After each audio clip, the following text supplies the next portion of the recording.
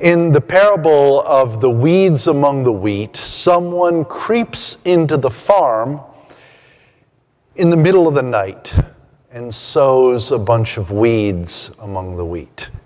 And every time I hear this story, every time it comes up, I always think, why would somebody do that?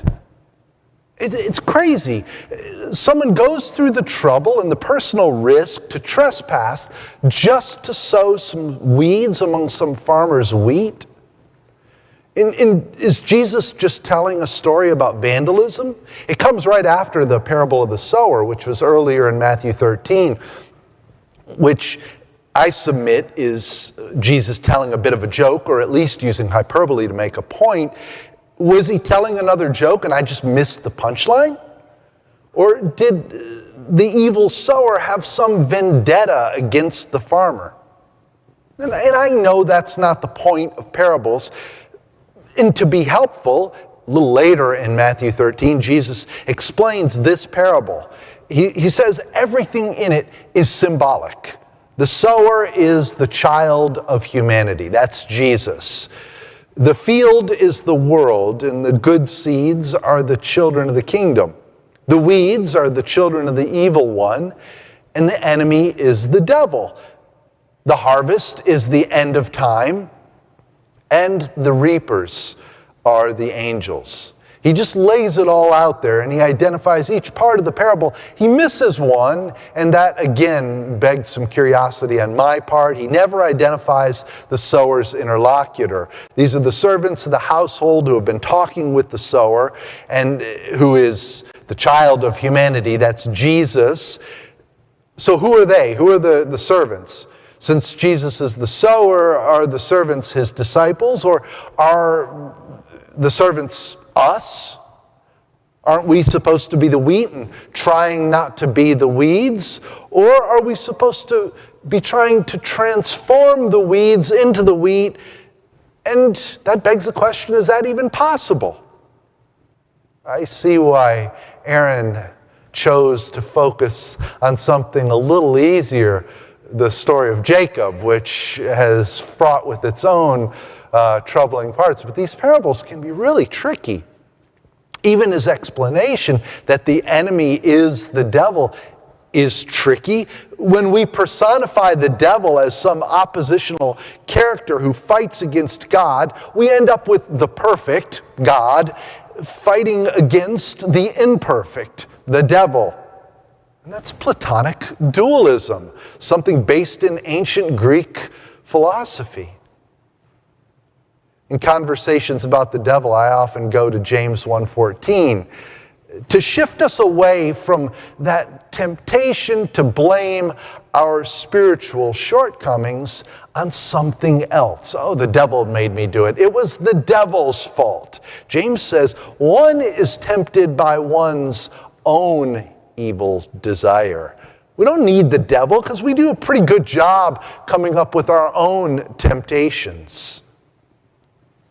I have to be careful because that framing could become a form of Cartesian dualism.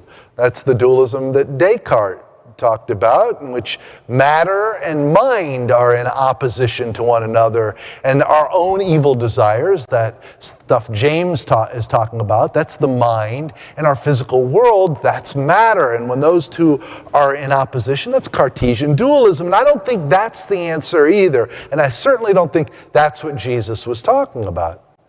Jesus seems to be talking about the coexistence of good and evil in the world and in history.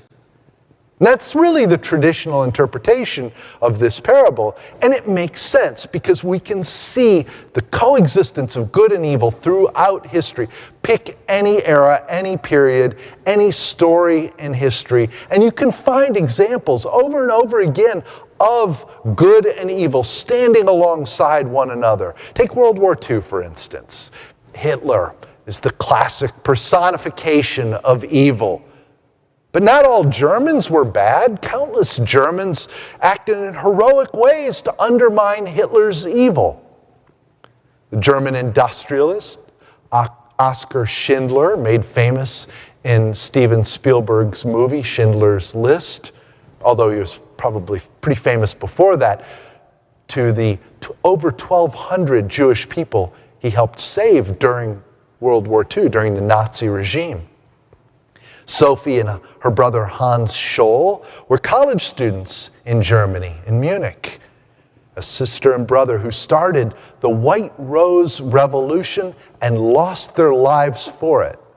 The recent German film portraying Sophie Scholl downplays the motivation behind their heroic act of nonviolent resistance in Nazi Germany. The motivation was their Christian faith. They were so committed that they thought a follower of Christ cannot follow this Nazi regime. And they both lost their lives, as well as some of their friends, for this commitment to a Christ-like nonviolence. History is full of stories of good and bad existing alongside one another, and it would be easy to see that in the parable of the weeds among the wheat, and to see only that, but there's more. It's often more. There's always more. The Uruguayan Jesuit Juan Luis Segundo adds to this traditional interpretation. He says, yes, it's about good and evil in history up to now. Segundo argues that Jesus is saying, this is the moment. This is the moment for the kingdom of God. It's about being transformed. We don't have to keep struggling with the coexistence of good and evil. Those weeds in the field don't have to be there. We can experience God's kingdom now. Segundo's argument is a big part of liberation theology. In it, Christ's followers have quite a bit of agency to transform the world. And it's an action-oriented faith and can be quite appealing. And I don't necessarily agree with Segundo's idea that we can fully transform the world right now. Because we can look around at this moment and all of the current events that we are experiencing and see how they undermine that interpretation. It's not enough that we have this pandemic. Never in a million years thought I'd step up to the pulpit wearing a mask. I'm just thankful that you all are far enough away who are in this room that I can take it off so I don't have to mumble my words through a mask. It's hard enough to sometimes follow a sermon at a mask. I would say it would be nearly impossible. But we see a clear path to flattening the curve, and somehow we can't do it. We've found what James was talking about, our own ill will and bad motivation.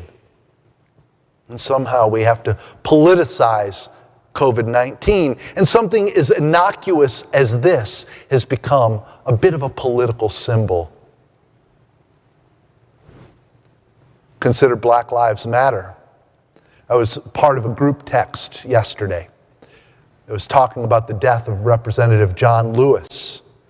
Mostly people were expressing their grief at his passing and talking about a person who had been a civil rights icon for 60 years. But one member of the group texted, unlike the destructive and anarchical and Marxist-oriented movement that we see taking place today, Congressman Lewis was truly a representative of the peaceful, nonviolent protests of the 60s. Now, I wrote to that person separate from the group to say, what are you talking about? And we had a very good conversation about how to engaging with someone who sees the world very differently. I was able to share some of my own personal experiences with the Black Lives Matter movement and how our church has been able to be supportive of equal rights in our own community.